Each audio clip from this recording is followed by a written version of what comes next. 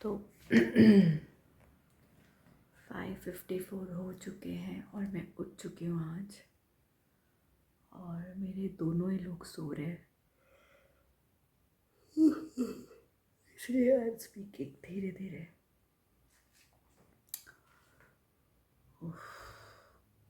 बहुत ज़्यादा ठंडी हो रही है यहाँ पे। Now I will be going to take bath.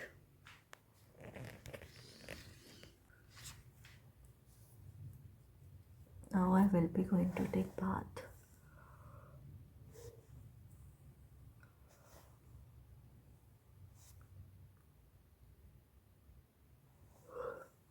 And see you after some time.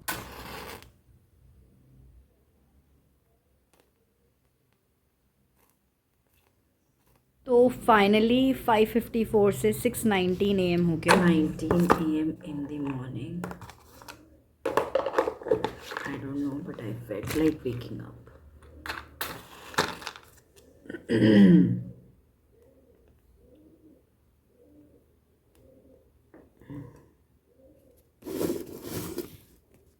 6:19 AM in the morning, and I felt like waking up. ये जो होता है ना, जल्दी उठने का जो मन करता है और नहा भी लेना, दिस इज़ समथिंग जो मैंने नहीं किया डेफिनेटली। ये इसी को कहते हैं कि इसी को भगवान कहते हैं। मैं चाहूँ तो मैं 7-7:30 तक भी उठ सकती हूँ आराम से, बट और मैं 6 बजे, तो मैंने 5:54 बजे से मैं उठी हूँ। तो जो ये होता है ना, ये हम नहीं करते। ये this is something which is जब ऐसे कुछ इवेंट्स होते हैं, देन यू रियली फील कि यू नो, और उठ के आप अच्छे काम कर रहे हो, then you feel blessed, then you feel gratitude. कि जब आप एक्सपेक्ट नहीं कर रहे हो एंड कुछ और एक्सपेक्ट कर रहे हो, एंड तभी भी आप अच्छा काम कर रहे हो, स्ट्रगल डेज में भी यू नो आप अच्छा सोच पा रहे हो, तो उससे अच्छा ब्लेसिंग क्या होगा कि जब आप अपने स्ट्रगल डेज में भी अच्छा सोच पा रहे हो। तो जब ऐसी कुछ चीज़ें होती हैं ना, तो फील होता है कि हाँ, है कोई ऊपर बैलेंसिंग एनर्जी।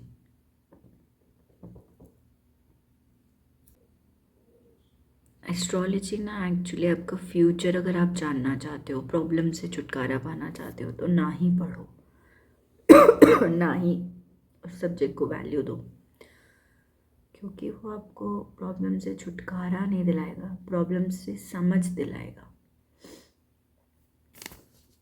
आपको जो प्रॉब्लम्स हैं उनसे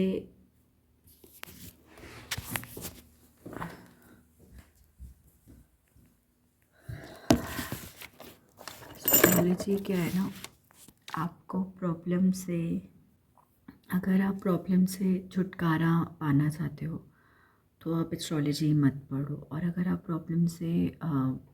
प्रॉब्लम्स को समझना चाहते हो, क्योंकि कहते हैं कि अगर आपने चीज़ों को समझ लिया तो वो भी एक तरीके से एक रास्ता होती है सुलझने का। तो हमें एक्चुअली असली रहस्य होता है कि हमें चीज़ें समझ ही नहीं आती हैं, क्योंकि जब समझ आ जाती है ना, बुद्धि आ जाती है, सही जो जिस चीज़ को जैसे परसीव करना चाहिए वैसे ही हम परसीव करने लगते हैं, तो सोल्यूशन यू आर 80% देयर। तो फिर आपको टफ नहीं रहती चीज़ें उतनी जितनी आपको पहले लग रही होती, बहुत बहुत मतलब almost two you know dilution में आ जाती हैं प्रॉब्लम्स। तो अगर आप एस्ट्रोलॉजी सीखना चाहते हैं and your reasons are that you want to predict and you want to earn, then I think those would not be the right reasons. तो अगर आप एस्ट्रोलॉजी सीखना चाहते हैं, या फिर आपके you know do additions or deletions in your future, in your present, then I think astrology is not for you, because astrology आप तभी उस तरफ अपना इंटरेस्ट शो करें जब आप चीज़ें समझने की काबिलियत वाले जोन में है. You want to understand why and you want to understand not question. Understanding in terms of acceptance आप में है, not in terms of questioning, कि आप समझना चाहते हैं. क्योंकि तभी आप चीज़ों को समझ पाएंगे जब आप उस जोन में हैं. तो कहते हैं ना कि मानो तो सब कुछ और नहीं मानो तो कुछ भी नहीं. And it's all about understanding. ये कोई and it's evidence based and this understanding is evidence based. क्योंकि इट इज़ ऑल अबाउट जो साइंस ने डेवलप किया है आज की, rotations, planetary rotations and constellations and their positions, everything is out there already discovered. जो कि एग्जिस्ट तो पहले से ही करता था, बट आज की डेट में तो डिस्कवर भी हो गया है. तो बस सिंपल सा इसका कंक्लूसिव यही है मेरा कहना कि एस्ट्रोलॉजी में अगर आपको you want, if you have questions about your future and you want to change something, you want to get something done, then astrology is not for you.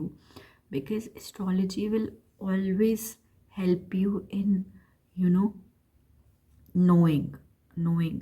It's like आपको समझाने के लिए कि ऐसा क्यों होता है. ऐसा इसलिए होता है क्योंकि आपकी प्लानिटरी पोजीशंस ऐसी हैं, तो आप वैसा फील करेंगे. और जितना बड़े एस्ट्रोलॉजर होंगे वो आपको उनकी, जितना वो है ना, वो आपको पता लग जाएगा. जितना उनकी सटीक भविष्यवाणी होगी वो आपको उनकी से मिलकर ही पता चल जाएगा.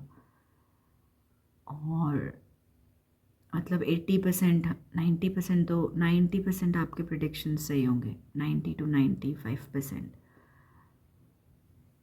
और बस यही मेरे मन में आया कि एस्ट्रोलॉजी को आप, किसी भी चीज़ को आप डिसरिस्पेक्ट ना करें. And don't turn things into arguments, right? If it is something about understanding, don't turn it into arguments, don't turn it into solving. If some subject is about understanding, then don't turn it into questioning. It's about understanding. Astrology is about understanding self awareness. कहते हैं ना कि जैसे if you are self aware, then you will take most of your decisions very well. तो then astrology is for you. If you want to be self aware, then आपको decisiveness में help होगी and you will feel really better when you will understand. तो तभी आप astrology में कोई सवाल भी रखें. अगर आप कुछ चीज़ें बहुत बैडली डिज़ायर रखते हैं कि भाई ये तो ऐसा हो जाए वैसा हो जाए, तो वो नहीं होने वाला. You are going to have your share of troubles. तो ये कोई आपकी डेस्टिनी मेंड नहीं कर देगी astrology. It will tell you why this is happening with you, why you have to stop doing some things and why you have to start doing some things. It will help you in understanding that. क्योंकि हम भी इतनी लंबी life जी कर आ गए, half of my age have lived.